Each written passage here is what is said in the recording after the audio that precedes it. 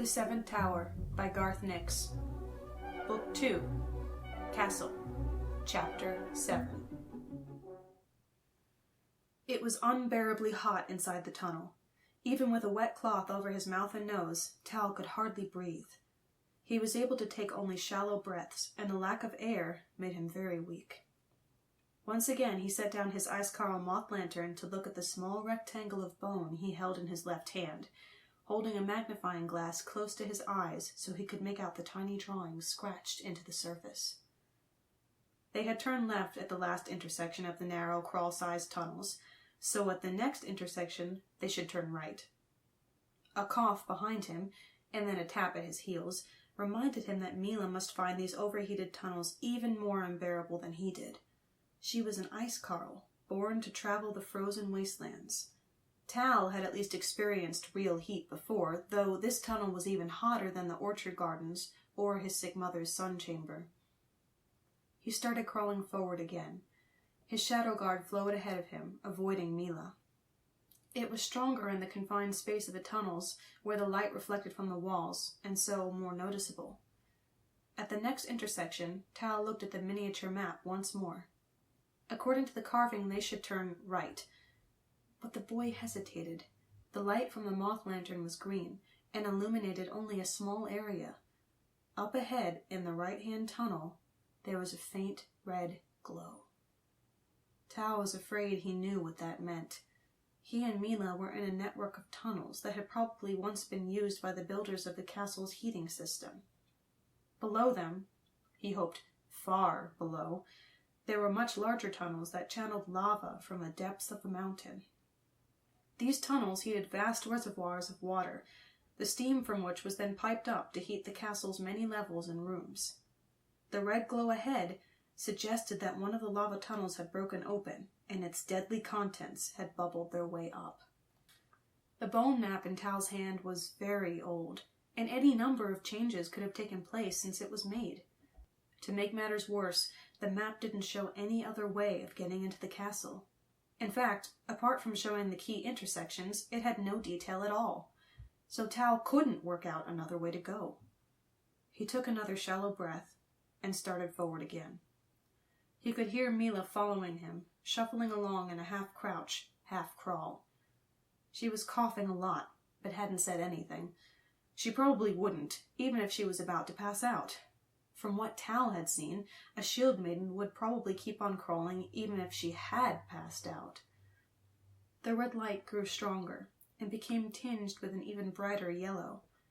It got hotter, too, the stone of the tunnel almost too warm to touch with bare skin.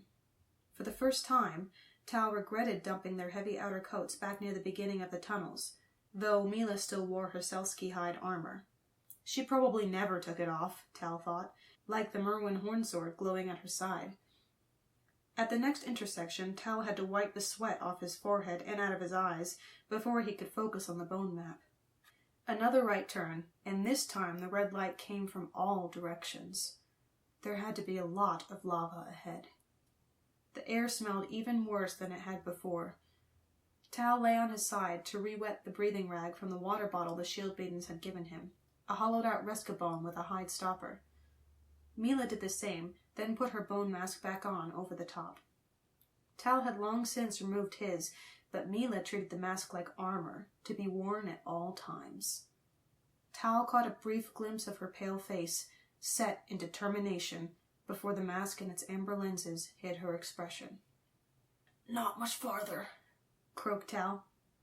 Milla shrugged and answered, "I know you can't help crawling slowly." "It's not... Oh, never mind," snapped Tal. Why had he bothered to waste his breath? It took a long time to reach the next intersection. Not because it was a long way, but because they were both so sapped of energy by the heat and the lack of air. Tal was so busy concentrating on keeping the lantern up and keeping himself moving forward that he forgot to look ahead. He actually ran into the skeleton before he realized what was going on. When Tal did look to see what he bumped into, he backed up so quickly that he smacked into Milla. She cried out angrily, and for a moment there was a tangle of his legs and her arms before Tal calmed down and Milla moved back. "What is it?" she said, speaking with effort, taking a breath between each word. "A skeleton," puffed Tal. He twisted the knob on the lamp to open the weave, letting more light from the luminous moths shine out. Tal's shadow guard slid back under his feet as he did so, to fall behind like a real shadow. Milla shuffled back still farther, so the shadow guard couldn't touch her. The skeleton had obviously been there a long time, or else it had been scoured clean by scavengers. There was no scraps of clothing, or anything that might be a clue to who it was. Probably not an ice carl, Tal thought, because there were no signs of any weapon. He'd never seen an unarmed ice carl. They would have to climb over the skeleton to get past. Steeling himself, Tal closed his eyes and reached out, but as his fingers touched bone, he pulled them back. He couldn't help imagining that it was still someone's arm, and the skeleton would sit up and shout. "Let me do it," ordered Milla, but Tal wouldn't get out of her way. He reached out and tugged at one arm to pull the whole skeleton flat so they could crawl over it. But as he tugged, the arm came off, and then every individual bone fell apart. Tal gasped and dropped the arm. Something else fell too, and clinked on the stone. Tal saw it fall between his feet and roll behind him. A finger bone with a ring stuck on it. A ring with a large jewel. A sunstone.